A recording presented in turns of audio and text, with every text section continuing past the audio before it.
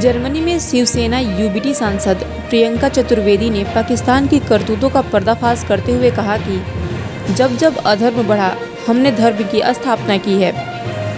पाकिस्तान बुज़दिल था, बुज़दिल है और बुज़दिल न रहे, इसलिए भारतीय सेना ने ऑपरेशन सिंदूर किया।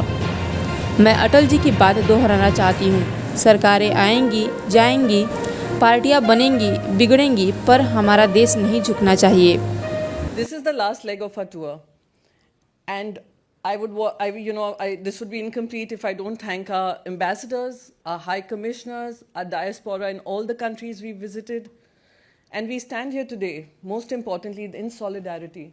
हम जो एक साथ खड़े हैं, वो हमारे आर्म्ड फोर्सेस को सलाम करते हुए मैं अपनी बात शुरू करूंगी कि आज वो आर्म्ड फोर्सेस हैं जिन्होंने मुंह तोड़ जवाब उन लोगों को दिया जो हमारे देश के खिलाफ लगातार हमले करते रहे, और हमने हमेशा ही मैच्योरिटी दिखाकर, रिस्पॉन्सिबिलिटी दिखाकर हमने अपना जवाब दिया, उस तरीके से दिया जहां वो लोग समझ लें। अगर नहीं समझेंगे तो उससे बड़ी बुज़दिली कुछ नहीं होगी।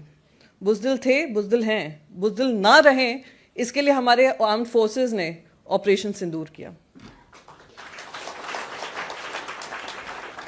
बार बार हमें कहा जाता है, और मैं मानती हूँ, हम सब मानते हैं, India is a tolerant nation. Absolutely we are a tolerant nation. We are the land of Mahatma, we are the land of Buddha, but we are also the land of Krishna, which I said in my very first speech which I made in Paris. जब जब अधर्म होगा, धर्म स्थापित करने के लिए अगर हमें लड़ाई लड़नी पड़ेगी, आतंकियों से लड़ना पड़ेगा, हम वो लड़ाई लड़ेंगे और हम बिल्कुल नहीं झिझकेंगे। ये हमारा देश का संदेश रहा है, सदियों से रहा है, सेंचुरी से रहा है।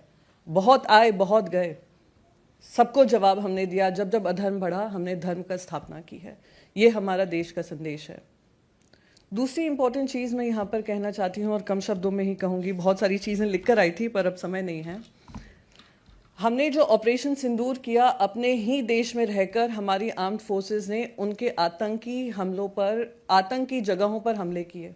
ये आतंकी जो जगह हैं वो हमारे देशवासियों ने नहीं निर्धारित की हैं, यूनाइटेड नेशंस ने निर्धारित की हैं। यूनाइटेड नेशंस का काम हम कर रहे हैं उन आतंकी कैंप्स को ख़त्म कर कर। और यहाँ पर मैं यूनाइटेड नेशन से मुझे बात आती है, 2 साल के लिए अभी यूनाइटेड नेशन सिक्योरिटी काउंसिल का हिस्सा पाकिस्तान बन रहा है। आप सबको पता है, यूएनएससी इज वेल अवेयर कि 51 टेररिस्ट रिसाइड इन पाकिस्तान, पर उनको आपको पता है जिम्मेदारी क्या मिली है? उनको चेयरमैनशिप मिली है काउंटर टेररिज्म की, वाइस चेयरमैनशिप। ये ऐसा है जैसे मसूद अजहर और हफीज सईद से कहो चलिए आप ग्लोबल पीस एंड जस्टिस की लड़ाई लड़ें, या प्रोफेसर बने, या उनको नोबेल पीस प्राइज के लिए नॉमिनेट करें। 52 terrorists have been identified staying there, but they are going to be chairing counter terrorism. हमें ये कॉल आउट करना चाहिए।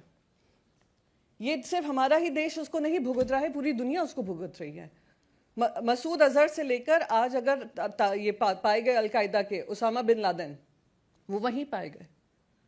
फिर दूसरा उनको एक और काम दिया है, उनको चेयरमैनशिप दी है तालिबान सैंक्शंस की। अब भैया कोई इनको बताए, तालिबान को सबसे मजबूत करने का किसने काम किया है?